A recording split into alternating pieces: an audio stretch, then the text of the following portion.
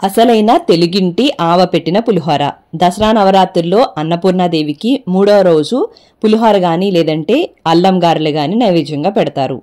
దీనికోసం ముందుగా బౌల్లోకి 2 టీ స్పూన్ల దాకా కూడా ఆవాలు, 2 ఎండుమిరపకాయలు కూడా వేసుకుని ఆవాలు ములిగేంత వరకు కూడా నీళ్ళని పోసుకుని ఒక గంట పాటు అలానే నిమ్మకాయ కన్నా కొంచెం పెద్ద సైజులో ఉన్న చింతపండుని తీసుకుని దాన్ని కూడా నానబెట్టుకోండి. ఒక కుక్కర్ ని తీసుకుని దాంట్లోకి 1 గ్లాస్ రైస్ ని పోసుకుని 2-3 సార్లు కడుక్కుని 2 గ్లాసులు నీళ్లు పోసుకోండి. అలానే 1/2 టీ స్పూన్ పసుపు, 1/2 టీ స్పూన్ ఆయిల్ వేసుకుని కుక్కర్ లో 3-4 విజిల్స్ రానివ్వండి. అంటే అయిన తర్వాత ఆవాల్ని ఎండుమిరపకాయల్ని రోట్లో వేసుకుని ఈ విధంగా మెత్తగా అయ్యేంత వరకు కూడా దంచుకుని పక్కకు పెట్టేసుకోండి. అలానే నానబెట్టుకున్న చింతపండులోంచి కూడా గుజ్జు తీసుకోండి. ఎక్కువ నీళ్లు పోయొద్దు, మనం నానబెట్టుకున్న నీళ్లు కాకుండా మరొకసారి వేస్తే సరిపోతుంది. ఇప్పుడు దీంట్లోకి 3 పచ్చిమిరపకాయలు, 2 రెమ్మల కరివేపాకు, అలానే 1.5 టీ స్పూన్ దాకా కూడా ఉప్పు వేసుకుని దీన్ని స్టవ్ మీద పెట్టేసుకుని ఈ విధంగా దగ్గర పడేంత వరకు కూడా కుక్ చేసుకుని పక్కకు పెట్టుకోండి.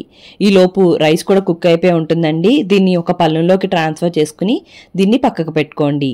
పోపు కోసం స్టవ్ ని ఆన్ చేసుకుని పాన్ ని పెట్టుకుని దాంట్లోకి 3 టేబుల్ స్పూన్ల నూనె, 3 టేబుల్ స్పూన్ల వేరుశనగ గుళ్ళు వేసుకుని సగం వరకు వేగిన తర్వాత 1/2 టీ స్పూన్ ఆవాలు, 1 టీ స్పూన్ పచ్చిశనగపప్పు, 1 టీ స్పూన్ మినపప్పు, కొన్ని జీడిపప్పులు, 2 ఎండుమిరపకాయలు, 2 పచ్చిమిరపకాయలు, 2 రెమ్మల కరివేపాకు వేసుకుని ఈ విధంగా దోరగా వేగిన తర్వాత దీంట్లోకి ముందుగా ఉడికించి పెట్టుకున్న చింతపండు, అలానే 1/2 టీ స్పూన్ అంత బెల్లం, 1/2 టీ స్పూన్ అంత ఇంగువ, అలానే కొద్దిగా పసుపు కూడా వేసుకుని ఇదంతా కూడా గుజ్జులాగా అయ్యేంత వరకు కూడా ఉడికించుకోండి.